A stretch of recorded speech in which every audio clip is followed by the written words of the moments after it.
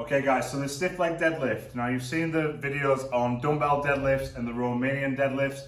How we're going to perform the stiff leg deadlift is very similar to how we performed the dumbbell deadlift, in the respect of when we're performing a deadlift, we're actually now not going to bend the knees in the way that we did when we performed the deadlift from the deadlift video.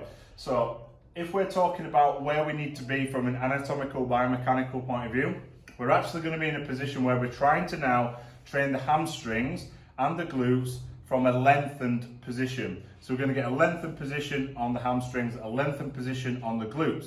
Now remembering that the hamstrings are a biarticular muscle group, and remember that the glutes are involved in hip extension, the stiff leg deadlift actually allows us to train the hamstrings through obviously the way that it crosses the hip, and then similarly we're able to then train the glutes also through that hip extension movement.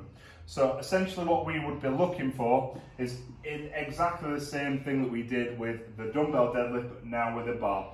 So you're still going to work on that hip hinge. Everything's going to come from your hips, driving backwards, except now what we're not going to do with the knees is we're not going to allow them to bend so much. We're going to keep the legs relatively stiff. So as we're applying load, you will feel more of a stretch through your hamstrings.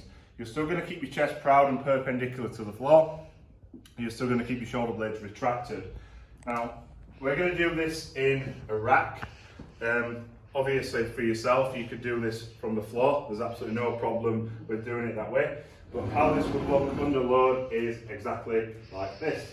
So we're going to start from the top position. We're going to push the hips back, slight bend in the knee. We're going to squeeze through, contract the glutes, tuck the chin, and we're going to train those hamstrings through now a lengthened position, and then we're going to train the glutes through that hip extended position.